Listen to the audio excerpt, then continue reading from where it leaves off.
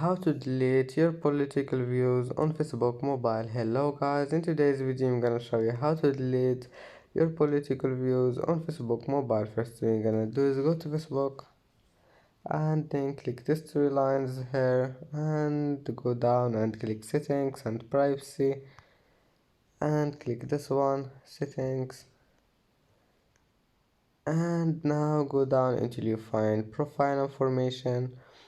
This one, click on it and go down again to basic info and click edit and go to your political views and then just click on it and delete it and click save,